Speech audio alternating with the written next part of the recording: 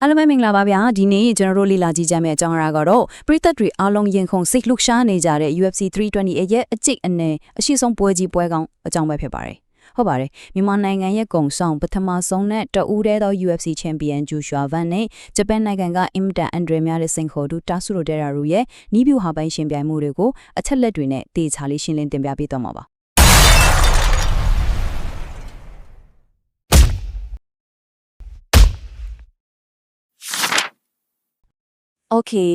คအခုကျွန်တော်တို့ဒီအချက်လက်တွေကိုဘယ်လိုလေ့လာသွားမလဲဆိုတော့အပိုင်း1ပွဲကြီးပွဲကောင်းမိတ်ဆက်အပိုင်း2ချန်ပီယံဂျိုရှူအာဗန်အပိုင်း3စင်ခေါ်သူတာဆူရိုတိုင်ဟာအပိုင်း4ကိန်းကနန်းတွေနဲ့ရှင်ပြိုင်မှုအပိုင်း5အဆုံးဖြစ်ပေးမဲ့အချက်တွေနဲ့အပိုင်း6နောက်ဆုံး3သက်ချက်ဆိုပြီးအပိုင်းလိုက်စိတ်ဝင်စားစရာကောင်းအောင်တင်ပြပေးသွားပါမယ်ကဲပထမဆုံးအပိုင်း1ပွဲကြီးပွဲကောင်းမိတ်ဆက်ကနေစလိုက်ကြရအောင်ဗျာဒီပွဲကဘာလို့ဒီလောက်တောင်အရေးကြီးနေရတာလဲစဉ်းစားကြည့်ပါဗျာကျွန်တော်ရဲ့မြန်မာဂုံးဆောင် UFC Champion ကြီးဟာလက်ရှိ flyweight အဆင့်3နေရာမှာရှိနေတဲ့တကယ်ထိပ်တန်းအဆင့်စင်ခေါ်သူကိုရင်ဆိုင်ပြီးသူ့ရဲ့ Champion ခါဘက်ကိုကာကွယ်ရမယ့်ပွဲစဉ်ဖြစ်နေလို့ပါပ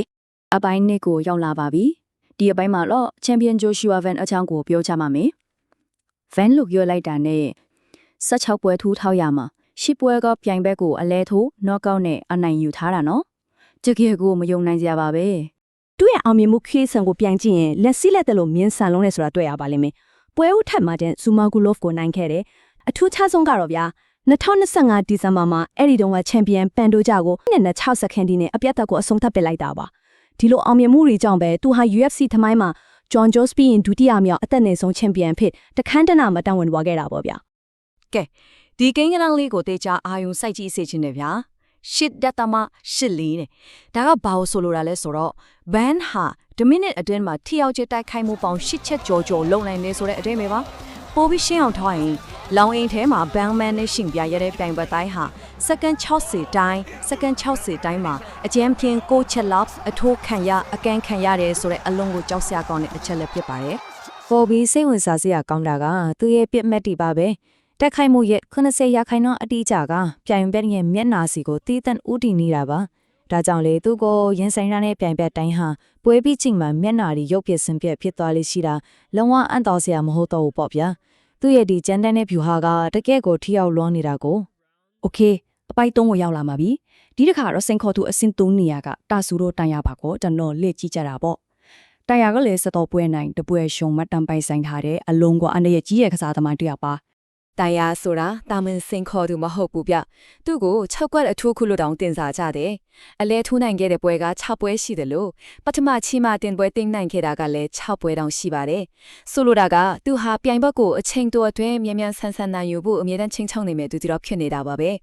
ဒီမှာ1.5ဆိုတဲ့ကိန်းဂဏန်းတစ်ခုရှိပြန်တယ်ဗျဒါကတန်ရရဲ့15မိနစ်အတွင်း6ခွက်ဝင်နိုင်စွမ်းကိုပြနေတာပါတခြားနည်းနဲ့ပြောရရင်10မိနစ်တိုင်းမှာသူကအလွန်အန်တရများတဲ့ချုပ်ကွက်တစ်ခုကိုအတေးချကိုဖန်ချုပ်ဖို့စူးစမ်းနိုင်တယ်ဆိုတဲ့သဘောပါပဲတန်ရာရဲ့ပိုက်ခိုင်မှုဖြစ်မှတ်ကိုကြည့်ရင်တော့ဦးခေါင်းကို89ရာခိုင်နှုန်းအထိဖြစ်မှတ်ထားလာတွေ့ရပါတယ်ရုတ်တရက်ကြည့်ရင်ပန်းနေစင်တယ်လို့ထင်ရပေမဲ့တကယ်တမ်းသူ့ရဲ့ရှင်ဟုံးမှုရဲ့အတွက်နင်ပွဲကိုချင်းကပ်ပုံကတော့ပန်းနဲ့အလုံးဝကိုကွက်ပြားချမ်းနေတာပါကဲအပိုင်းလေးရောက်ပြီတဲ့အခုဆိုရင်အဆက်မပြတ်ထိုးနဲ့တက်တဲ့သူနဲ့ချုပ်ကွက်အထူးကုတို့ရဲ့အချက်အလက်ကိန်းခန်းတဲ့ကိုရှင်ပြိုင်လေးလာကြည့်ရမယ့်အချိန်ရောက်လာပါပြီဘသူကဘယ်နေရာမှာတာနေမလဲဆိုတာကြည့်လိုက်ကြရအောင်တကယ်စိတ်ဝင်စားစရာကောင်းတဲ့အချက်ကဒီမှာဗျာတိုက်ခိုက်မှုတိကျနှုန်းမှာကြည့်လိုက်နဲ့တာယာက60ရာခိုင်နှုန်းနဲ့အနည်းငယ်ပိုမြင့်နေလားမှန်ပါရဲ့ဒါပေမဲ့10မိနစ်အတွင်းထိရောက်တဲ့တိုက်ခိုက်မှု strike limited per minute မှာကျတော့ဘန်က8.84ချက်နဲ့တာယာထက်3ဆနီးမားလောက်ကိုပိုပြီးများပြနေတာနော်တကယ်ကိုကွာဟချက်ကြီးမားပါတယ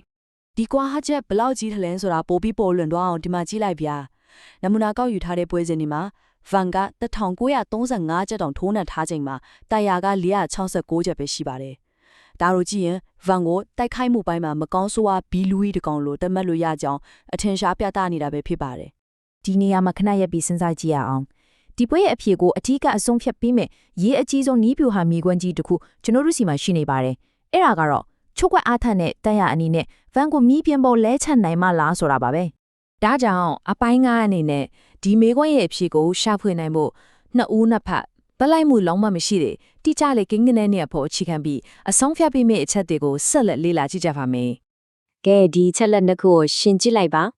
တန်ရာရဲ့ပြိုင်ဘက်ကိုလှည့်ချနိုင်စွမ်းက40ခွင်လာကိုင်းနှုန်းပဲရှိပါတယ်ဆိုလိုတာကနှစ်ကြိမ်စူးချရင်တစ်ကြိမ်နောက်အောင်ရင်ဖို့မလွယ်ကူတဲ့အနေထားပါတစ်ဖက်မှာ Van ရဲ့လဲချခံရမှုကနေကာကွယ်နိုင်စွမ်းတိတ်တောင်း defense ကကြတော့ UFC မှာထိပ်တန်းအဆင့်ဖြစ်တဲ့81ရာခိုင်နှုန်းတောင်ရှိနေရဗျာ10ကြိမ်လဲချဟိုစူးစရင်10ကြိမ်အထက်ကိုအသာလဲကာကွယ်နိုင်တယ်ဆိုတဲ့သဘောပါပဲမယုံဘူးဆိုရင်တော့မေပြန်တိုက်ခိုက်မှုအားတန်တဲ့စုမူတာကြီးနဲ့ထိုးခဲချက်ပွဲကိုတက်တယ်ဒီနဲ့ပြန်ကြည့်လို့ရပါတယ်မူရာကြီးက21ကြိမ်တောင်၄ချဟုစူးစမ်းခဲ့တာနော်အဲ့ဒါကို၄ကြိမ်ပဲထားခဲ့ပါတယ်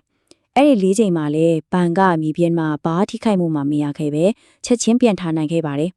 ဒါတင်မကသေးဘူးဗျာအဲ့ဒီလိုပြန်ထားလာပြီးမှထိုးနှက်ချက်ပေါင်း120ကျော်နဲ့ပြိုင်ဘက်ကိုပြန်လေအပြစ်ပေးခဲ့တာကိုအားလုံးမြင်တွေ့ခဲ့ရမှာပါ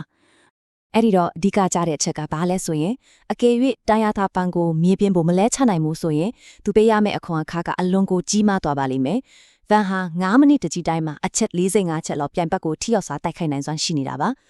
လဲချနိုင်မှုမအောင်မြင်လေပြင်းထန်တဲ့ထုံးတဲ့ချက်တွေကိုပုံမခန်းစားရလေဖြစ်လာမှသိကြပါတယ်ကဲနောက်ဆုံးပိုင်း6ကိုရောက်လာပါပြီဗျာအခုဆိုရင်အချက်လက်တွေအားလုံးကိုခြုံငုံတုံတက်ပြီးဒီကွဲရဲ့ရောက်လက်ဘလို့ဖြစ်လာနိုင်မလဲဆိုတာကိုအရင်အမြစ်တွေရဲ့ခွဲချမ်းစိတ်ဖြာချက်အတိုင်းတင်ပြပေးသွားပါမယ်အခြေခံအဖြစ်ဖိနှံကြီးလမ်းကြောင်းကနှစ်ခုပဲရှိပါတယ်အကယ်၍ကြံရကသာဗန်ကိုမြေပြင်ပေါ်လဲချနိုင်ပြီးအသာစီးရသွားမယ်ဆိုရင်တော့ချိုကွက်ဒါမှမဟုတ်အမတ်နဲ့အနိုင်ရသွားဖို့ရှိပါတယ်ဒါပေမဲ့မတက်ရက်ပြီးရင်ထိုးရမယ့်အခြေအနေမှာသာဆက်ရှိနေမယ်ဆိုရင်တော့ဗန်ကအလဲထိုးနဲ့အနိုင်ရရှိဖို့တေချာတဲ့လောက်ကိုဖြစ်နေတာပါရင်းမေရဲ့အခိုင်အမာကောက်ချက်ချထားမှုကတော့တော်တော်လေးရှင်းပါတယ်ဗျာတာယာရဲ့48ရာခိုင်နှုန်းလည်းရှိတဲ့လဲချနိုင်စွမ်းဟာဗန်ရဲ့88ရာခိုင်နှုန်းတော့ကောက်ွယ်နိုင်စွမ်းကိုကျော်လွှားနိုင်ဖို့အလွန်ကိုခဲရင်ပါတယ်ဒါကြောင့်မတက်ရဲ့ရှင်ထိုးရတဲ့အနေအထားကိုပဲရောက်သွားဖို့မြောက်ပြီးအကယ်၍အဲ့လိုသာရှင်ထိုးမယ်ဆိုရင်တော့တာယာအလဲထိုးခံရဖို့ပဲရှိပါတယ်လို့အတိအလင်းသုံးသပ်ထားပါတယ်ဒါကြောင့်နောက်ဆုံးခန့်မှန်းချက်ရဲ့ဆိုရင်တော့ဂျိုရှူဝါဘန်ရဲ့အဆက်မပြတ်ထိုးနှက်နိုင်တဲ့စွမ်းရည်နဲ့များပြားလာတဲ့တိုက်ခိုက်မှုအရေးအတွက်တွေကြောင့်ပွဲချိန်နှောင်းပိုင်းဖြစ်တဲ့အချီ3ဒါမှမဟုတ်အချီ4လောက်မှာဂျိုရှူဝါဘန်ကပဲအလဲထိုးနှုတ်ကောက်နဲ့အနိုင်ရရှိတော့မယ်လို့ခန့်မှန်းထားတာကိုကျွန်တော်တို့တွေ့ရပါတယ်။ကဲပရိသတ်ကြီးကတော့ဘလို့ထင်ကြပါသလဲ။အဆက်မပြတ်ထိုးနှက်နိုင်တဲ့တာစီမရနိုင်တော့ချန်ပီယံကပဲတွေ့တဲ့တရဖူကိုဆက်လက်ကာကွယ်သွားမလား။ဒါမှမဟုတ်အန်ဒီယများလာတဲ့ချုပ်ကွက်အထူးခုကပဲကဘာကြီးကိုအံအားတင်စင်မဲ့ရလက်ကိုဖန်တီးပြသွားမလားဆိုတာကတော့မကြခင်ချင်းပါမဲ့ UFC 328မှာရင်ကုန်ဆေးလှုပ်ရှားပွဲရာစောင့်ကြည့်ကြရမှာပဲဖြစ်ပါတယ်။အခုလိုအချက်လက်ဒီနေတကွသုံးသက်ကျင်ပြခဲ့တဲ့ဒီစီဇန်ကိုအဆုံးထိလိုက်ပါလေးလာပေးတဲ့တို့အားလုံးကိုအထူးပဲကျေးဇူးတင်ရှိပါတယ်။နောက်ထပ်စိတ်ဝင်စားစရာအကြောင်းအရာတွေမှာပြန်လဲဆုံတွေ့ကြပါမယ်ဗျာ။